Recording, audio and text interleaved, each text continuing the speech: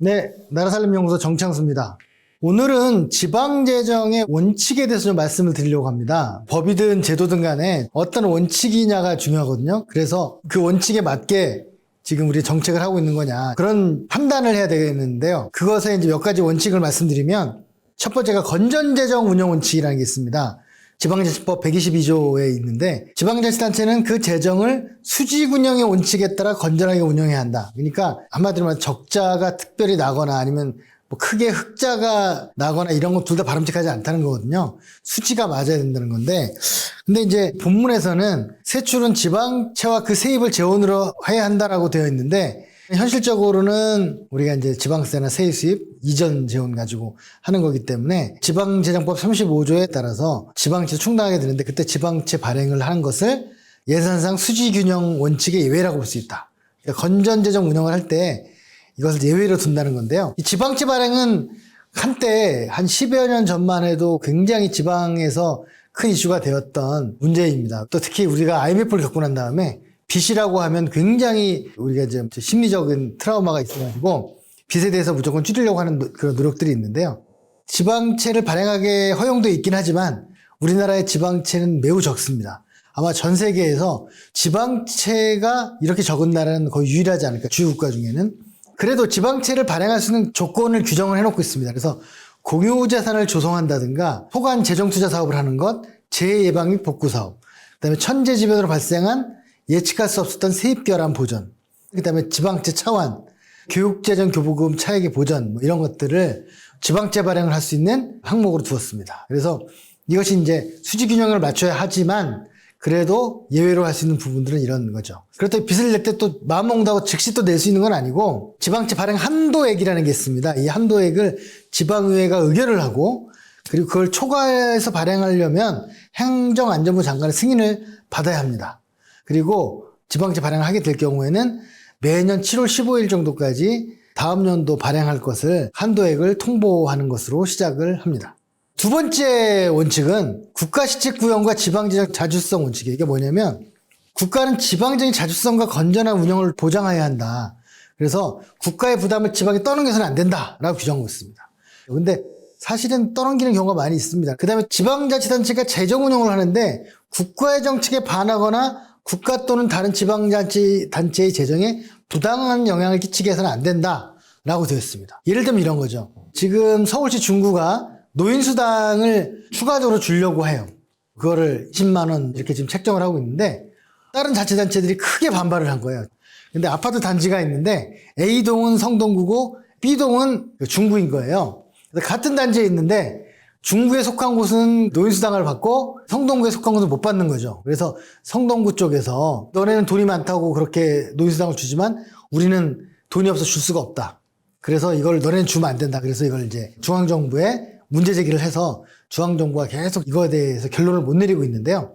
또 하나 문제는 뭐냐면 아까 앞에 얘기했던 국가정책에 반하거나 이런 건데, 노인수당을 국가정책적으로 주고 있지 않아요. 노령연금 말고 또 다른 추가적인 노인수당을 주고 있지 않은데 주는 것은 국가시책에 반하는 거냐, 이 판단을 또 중앙정부가 해줘야 되는 거죠. 그래서 지방재정의 자주성 원칙에 맞춰서 이게 해야 되는 거냐 말아야 되는 거냐 하는 논란인데요. 전 솔직히 말하면 할 수 있어야 한다고 생각합니다. 중앙정부가 허용한 것만 하면 그게 어떻게 지방 분권이고 지방 자치일 것이냐라는 생각이 듭니다. 그 다음 이제 세 번째 원칙은 성과 중심 운영 원칙입니다. 성과주의라는 게 뭐냐면요, 한마디로 이런 거예요. 옛날에는 예산을 썼으면 얼마나 집행했느냐가 성과였어요.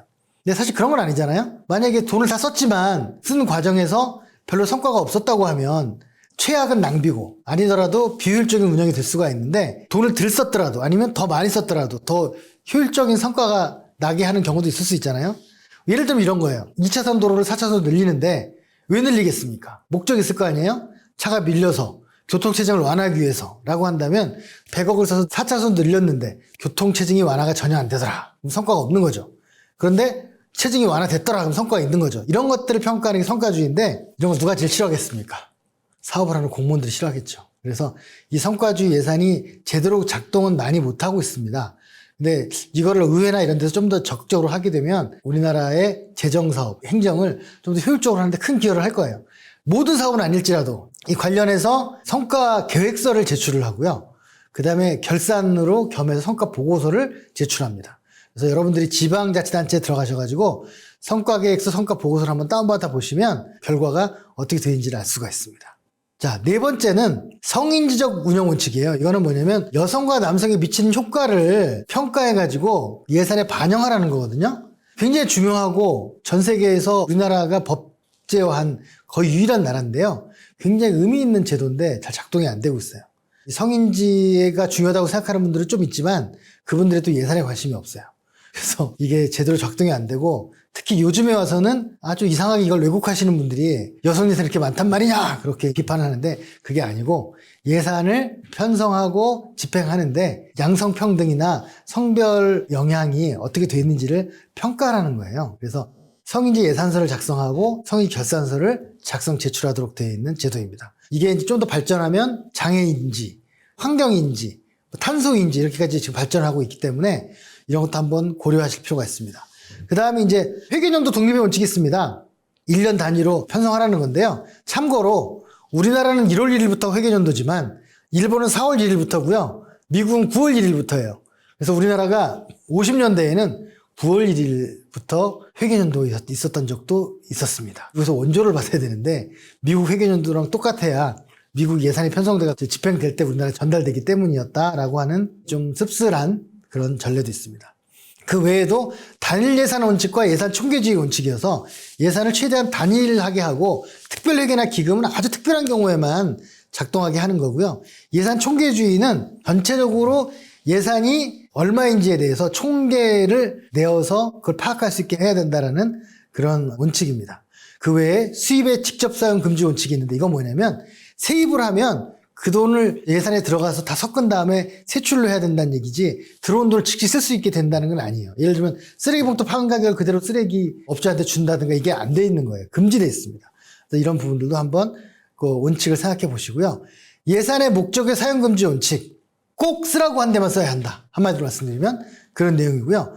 마지막으로 사전 의결 및 공개 원칙이 있어요. 이거는 뭐냐면 회계연도가 시작하기 전에 의결을 해야 한다는 거예요. 당연한 얘기겠지만 아까 의결이 안 되는 경우가 있다고 했지 않습니까? 그럴 때 준예산 제도를 쓴다고 했는데 그런 부분을 다시 한번 재확인하는 거고요. 쓰고 난 다음에 결산의 결과를 주민들한테 공시하도록 하는 원칙, 이게 사전 의결 및 공개 원칙. 그래서 사전 의결 및 공개 원칙을 꼭 기억해 주시기 바랍니다. 네, 오늘은 예산의 여러 가지 원칙에 대해 말씀드렸습니다. 마치겠습니다. 구독, 좋아요!